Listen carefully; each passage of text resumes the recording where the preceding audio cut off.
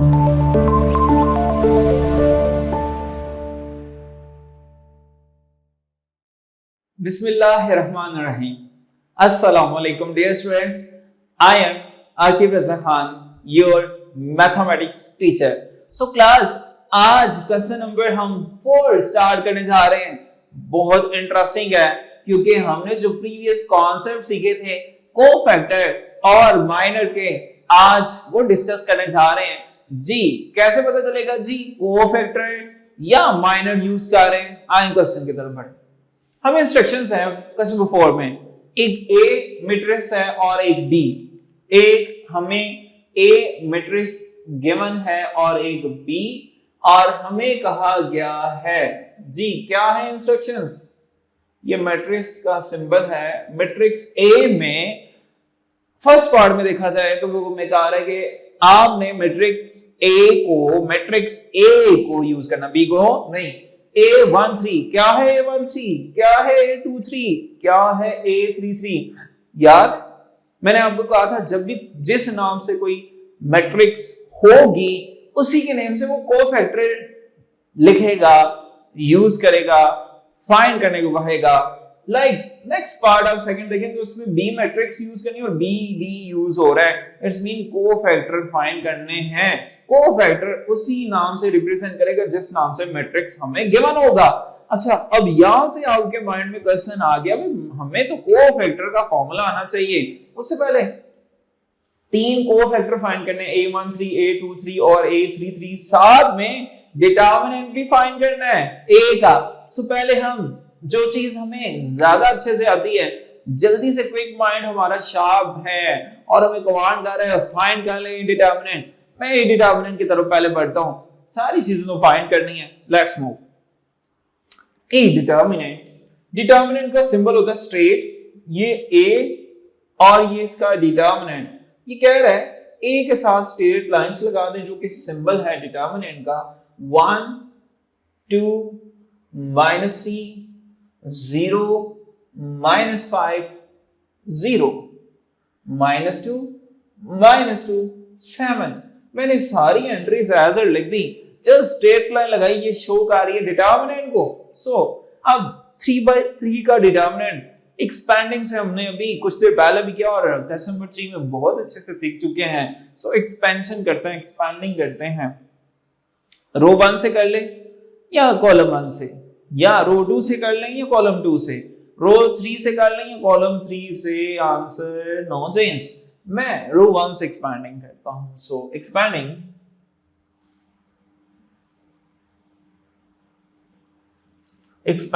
From R1, expanding from R1। मैंने कहा मैं एक्सपेंड कर रहा हूं R1 से। सो साइन याद है, row wise plus minus plus. जब मैं रो 1 से एक्सपेंड करूंगा, ये रो 1 गई, कॉलम 1 गया, बाय लिखेंगे 1 और इसके साथ कौन सी एंट्रीज 2/2 के डिटरमिनेंट में, क्योंकि एक रो एक कॉलम गई, ठीक है। सो एलिमिनेट हो जाती है एक रो और एक कॉलम, और ये फिर मैं लिखूंगा ये एंट्रीज -5 0 -2 7। जी अब मूव करना है मुझे किस कॉलम पे? सेकंड। ये नंबर आ जाएगा बाहर, साइन प्लस यूज हो गया -2।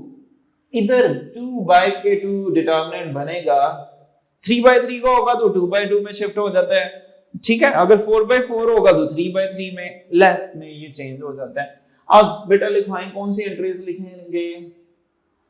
0 0 -2 एंड 7। चले अब रो 1 तो फिक्स है, हमने कहा एक्सपेंडिंग रो 1 से। कॉलम चेंज होते जा रहे हैं, अब लास्ट कॉलम में लिखना बाय। अच्छा एक चीज देखें, प्लस माइनस प्लस, प्लस में साइन लगाऊंगा फॉर्मूले का, और ये नंबर के साथ माइनस भी है इस एंट्री के साथ, ये ऐसे लिखवाएं 0 -5 -2 -2। सो क्लास रिजल्ट लिखते हैं, लेट्स सी आंसर क्या आने जा रहे हैं हमारे। जी अब इसको मैं रेज कर दूं अंडरस्टैंडिंग पर्पस के लिए, आपको समझाने के लिए मैंने ये डियर स्टूडेंट्स मेंशन की थी ये लाइंस। अब बेटा 2/2 की एक्सपेंशन बहुत इजी होती है, क्योंकि आपको मैंने एक ट्रिक, एक रूल, एक असूल बताया हुआ है, diagonal top left right bottom, top left right bottom, ये है डायगोनल, इनको पहले मल्टीप्लाई करते हैं। So 1 as it inside plus minus minus 5 7 minus 35, next minus फॉर्मूले का, और 0 multiply something non diagonal multiply होंगे, 2 माइनस 2 मल्टीप्लाई 0 0, ये तो बहुत अच्छा रहा। नेक्स्ट -2, फिर बहुत अच्छा होने जा रहा है, डायगोनल को करेंगे 0 मल्टीप्लाई समथिंग 0, फिर नॉन डायगोनल को करेंगे 0 मल्टीप्लाई समथिंग 0, फिर 0, फिर -3, अब फिर इंटरेस्टिंग सी बात, ये 0 इससे मल्टीप्लाई होगा, 0 मल्टीप्लाई -2 तो 0 माइनस फॉर्मूले का। सो अब डायगोनल के बाद non diagonal, minus minus plus 5 2 10। अब लिखते हैं रिमेनिंग रिजल्ट्स, हमारे पास आंसर क्या आने वाला है जी। 1 into -35, -35 minus 0 -35, 0 multiply something 0, -3, 0 minus 10 -10। So next हमारे पास सिंप्लीफिकेशन में है प्लस माइनस माइनस -35 और माइनस माइनस प्लस और 10, 3s are 30 और ये हो जाएगा -5। Got it? ये आ चुका है डिटर्मिनेंट हमारे पास a का। सो a determinant is -5। Let's move करते हैं कोफैक्टर। कोफैक्टर भी हमने फाइंड करने हैं, a11, a13 और a13, a23 और a33। फॉर्मूला क्या है कोफैक्टर का फॉर्मूला? सोचे जी स्टूडेंट सोच चुके हैं बेटा कोफैक्टर का फॉर्मूला? ओके मूव करते हैं। कोफैक्टर का फॉर्मूला क्या होता है? as we know that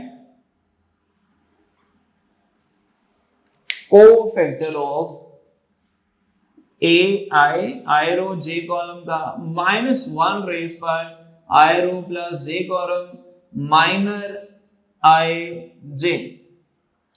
अब इधर हमें कैसे पता चलेगा कि कौन सी रो लेनी है, कौन सा कॉलम?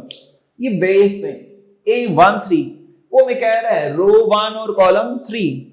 सो अगर मैं फाइंड करने जा रहा हूं a13 तो i1 और j3 -1 रेज पर 1 plus 3 M minor 1 3। So class ये मेरे पास आ जाएगा a13 -1 रेज पर 1 प्लस 3 4।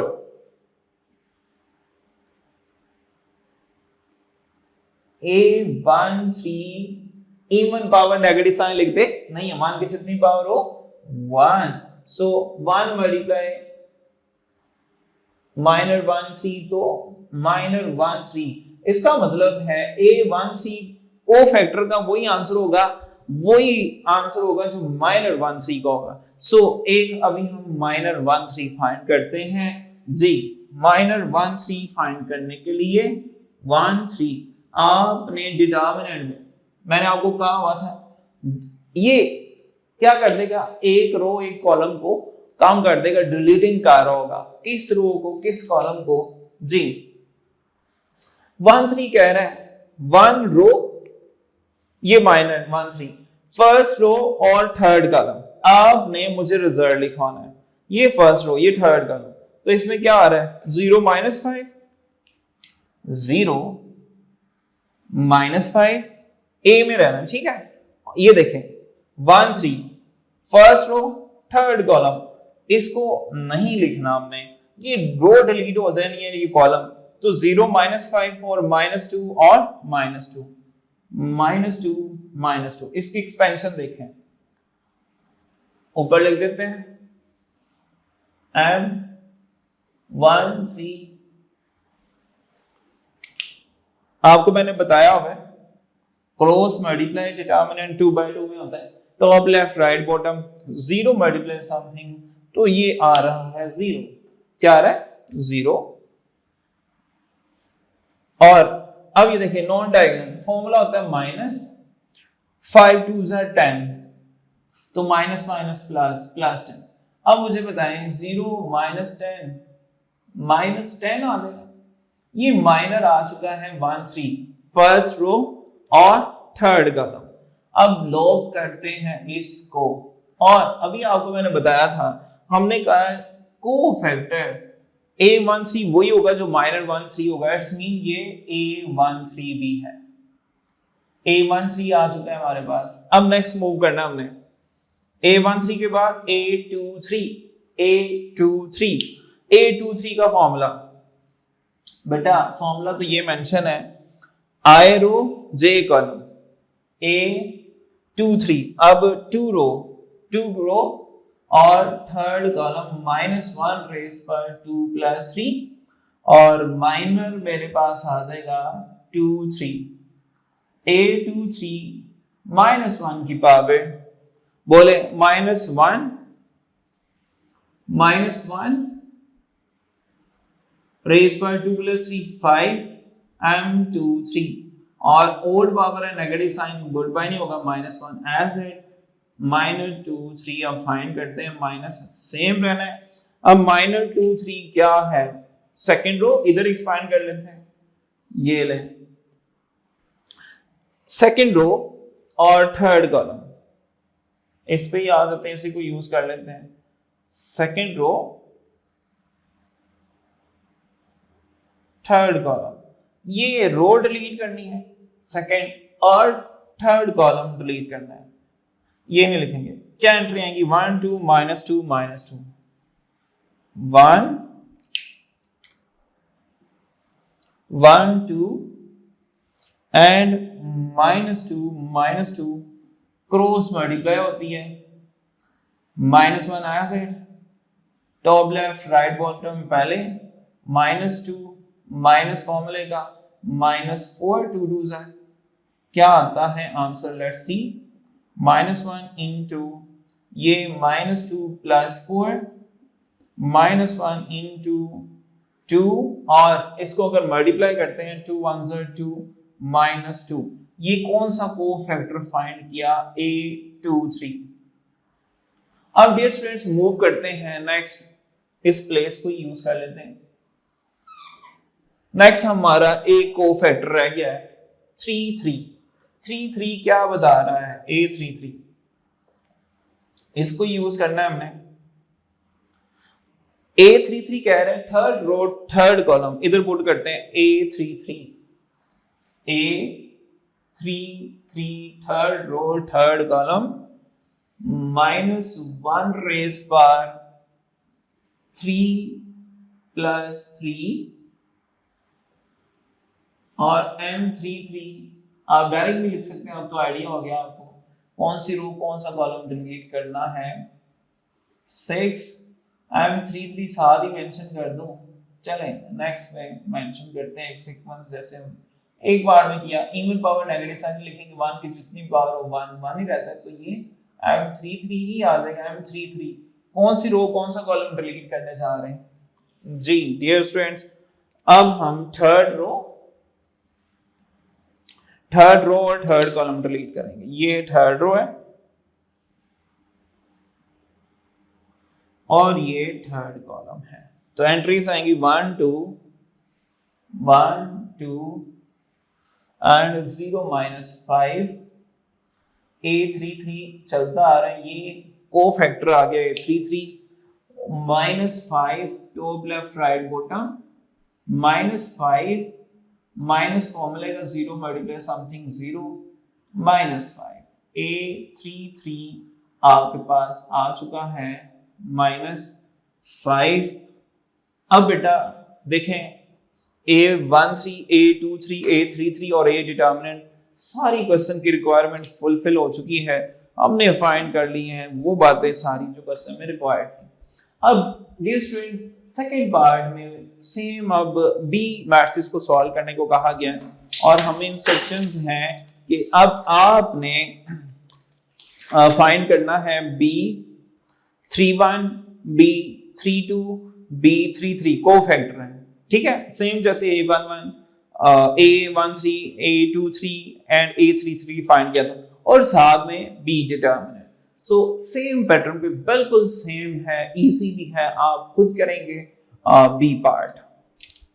Second part